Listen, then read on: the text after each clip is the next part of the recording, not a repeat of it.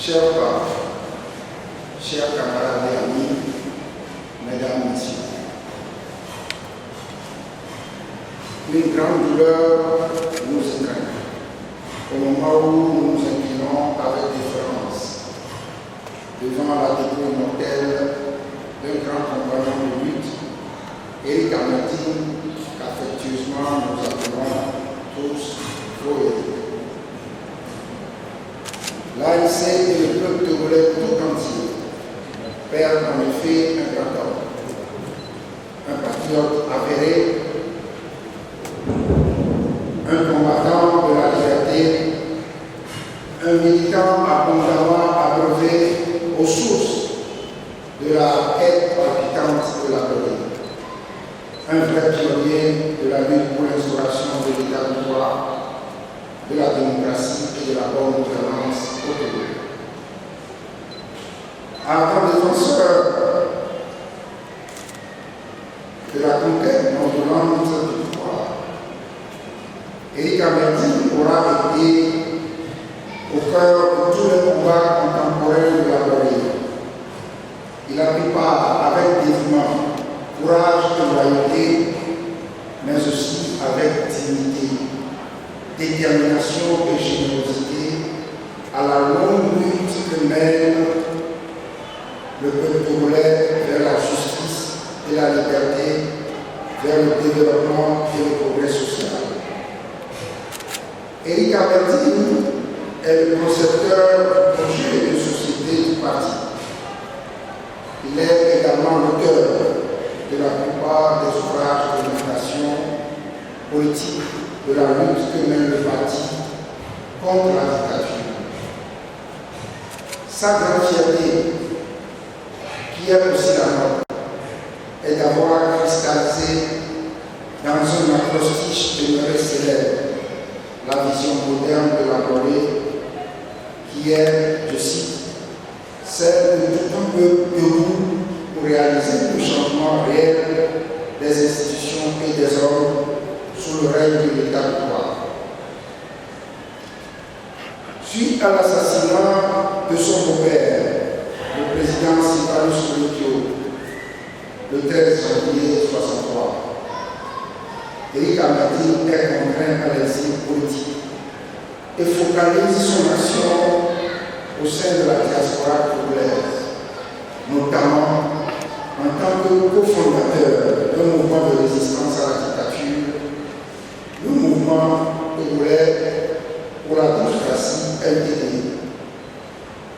Il était également cofondateur et rédacteur en chef de l'organe de presse du LTD, Le Combat, dont le directeur de publication était un certain Patrick Lawson. Plus tard, il présidera pendant de nombreuses années la Fédération internationale de l'UFC. Exil politique oblige. Éric Amertin passe toute sa carrière professionnelle à l'étranger, notamment au service de l'UNESCO à Addis Abeba et à Paris. Ces séjours nommés surtout à Accra sont devenus plus fréquents après son admission à la retraite. Homme de conviction et profondément attaché aux idéaux et aux valeurs intrinsèques de la Corée, c'est tout naturellement qu'il apporte son plein soutien et son adhésion totale à la création de l'ANC, dont il est membre fondateur. Au congrès constitutif de l'ANC le 10 octobre 2010, il est élu membre du comité exécutif, membre du bureau national, membre du comité politique et conseil spécial du président. D'avoir créé avec nous l'ANC et d'y avoir accepté de hautes responsabilités est pour nous un réel effort. Nous ne doutions pas qu'il serait au cœur de l'initiative ANC et il le fut, confirmant ainsi ce que nous savons de lui, un homme de vérité et de sincérité, un homme juste et droit. La disparition d'un homme d'une telle envergure est pour nous une une perte inestimable. Mais l'œuvre de l'homme, son héritage politique, sa vision contemporaine de la gloire demeure et ne peuvent que renforcer notre détermination à réaliser le changement réel auquel aspire la population togolaise. Je garde personnellement en mémoire et de façon indélébile notre dernière rencontre.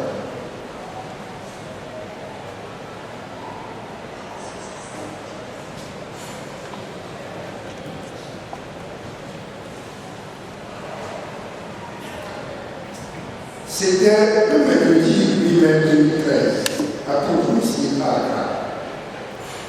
Nous avons un moment de visite sur ton état de santé, sur la situation politique qui prévaut autour et sur le rôle moteur favorable de l'ANC. Quant à la mobilisation des populations togolaises pour prendre une part active et effective à la refondation de la nation togolaise. Tu regrettais ton absence du dialogue avec nous et tu nous exhortais à maintenir haut le flambeau des pères de l'indépendance et de la nation togolaise. Tu aurais été jusqu'au bout ce diplomate fait et avisé qui, en toute simplicité, mais avec tact et lucidité, nous faisait comprendre que ton tour était arrivé, que ton parcours ici-bas s'achevait et que tu ne mourrais plus.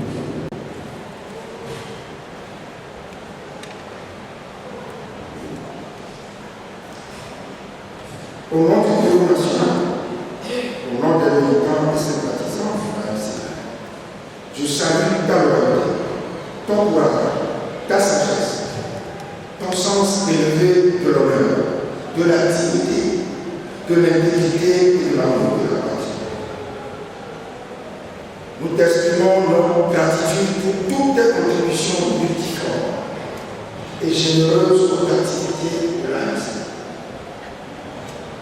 Après Diagnostica, endormi dans le Seigneur il y a seulement 7 mois, le 24 octobre 2012 à Paris, c'est toi qui nous quittes le 24 mai 2013 à Accra.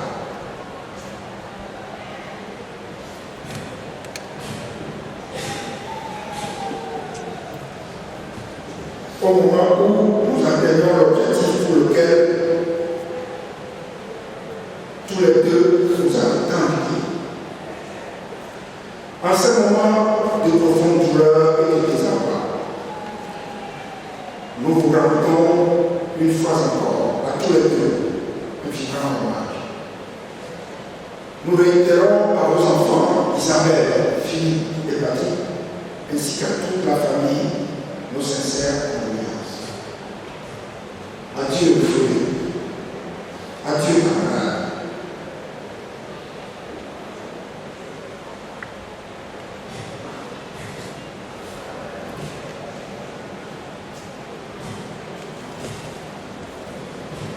Adieu, compagnon de nous.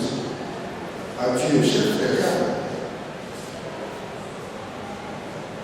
Puisse ton œuvre lever dans notre pays le Togo et en Afrique des légions d'hommes et de femmes pour continuer ta noble mission. Fouille.